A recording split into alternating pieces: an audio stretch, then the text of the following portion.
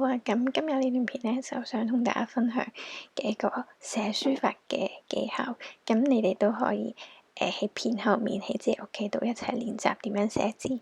咁首先第一個咧就係紅筆嘅力度，要留意自己寫字嘅力度。咁咩意思咧？咁譬如好似我個人咁講啦，我自己本身咧個人寫字係好大力。咁我寫字寫好大力咧，係會寫到過底嘅，即係喺背面嘅時候摸上去會有凹凸嘅感覺嘅。咁喺度寫書法嘅時候咧，就要留意自己紅筆嘅力度唔好咁大力咯。咁就算單 stroke 我哋係要大力嘅，咁但係就唔係一味壓到勁大力，好似平時寫字力度咁。咁所以譬如第一個呢個係一個勁大力嘅做法啦。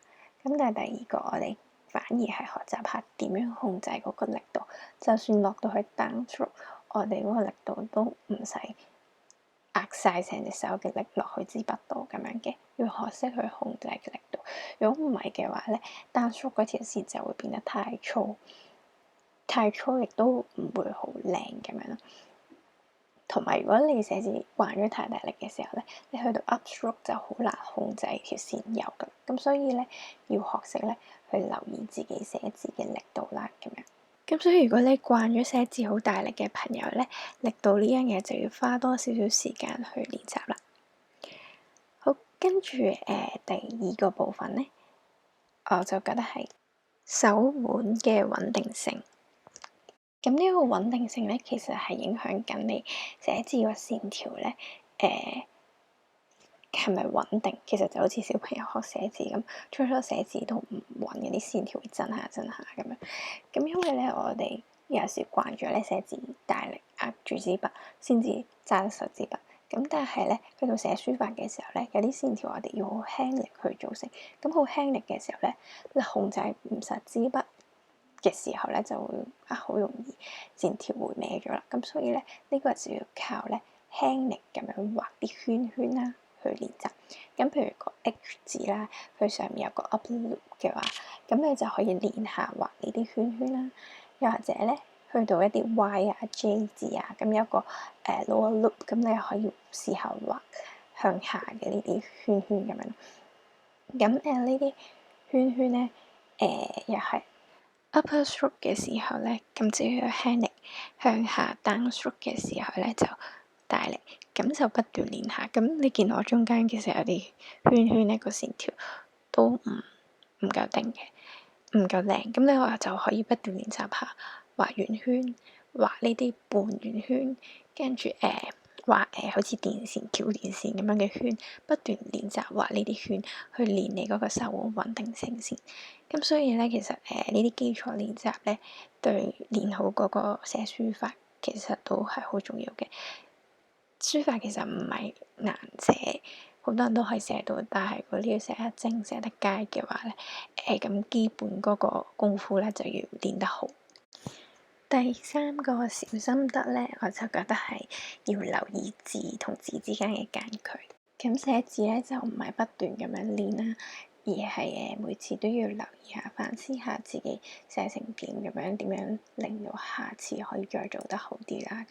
咁我覺得其中一樣嘢就係要留意個字嘅間距啦。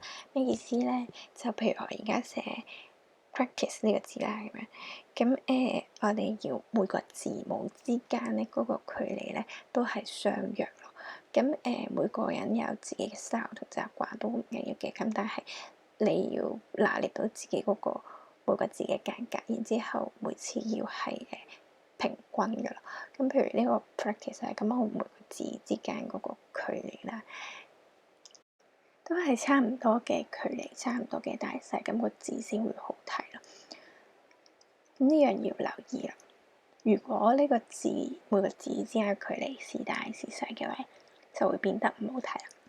好，咁呢三樣咧就係其中我覺得嘅寫書法嘅小心得啦。咁樣，咁除咗呢三樣嘢之外咧，仲有其他嘅小技巧嘅。咁但係我哋要緊記留意住呢幾樣嘢先啦。寫字嘅時候咧，其實最緊要係放鬆啦，專注喺你做嗰樣嘢上面。咁所以專注嘅時候，你就會多啲留意你嘅力度啦，你個手腕嘅穩定性啦，同埋留意嗰個字寫成點啦咁樣。咁歡迎大家同我哋一齊練習下。咁新手嚟講咧，我覺得用呢啲橫線你練習住先係最好嘅，因為佢有簡單俾你睇住啲嗰個即係每個字嘅高度啊，嗰個 size 應該係點樣咯。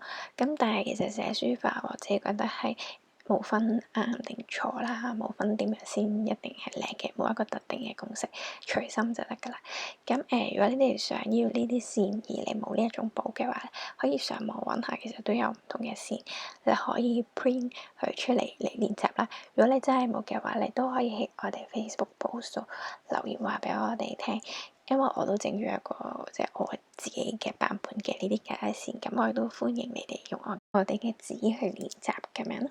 咁今日呢一個就去到呢度啦。咁同大家一齊練字寫名咧，呢一個系列咧會繼續出嘅。咁都想知道大家會唔會都想練習下寫你哋去寫自己個名咧，即係唔係淨係睇我哋寫啦，而係你哋都可以落手落腳去寫嘅。咁但係由零開始會唔會好難掌握咧？會唔會都想我哋可能提供啲方法陪你哋一齊寫字咧？咁你都可以留言話俾我聽咁樣咯，或者你 inbox 揾我哋都得嘅。咁有咩想我哋拍嘅話咧，一樣都可以同我哋講。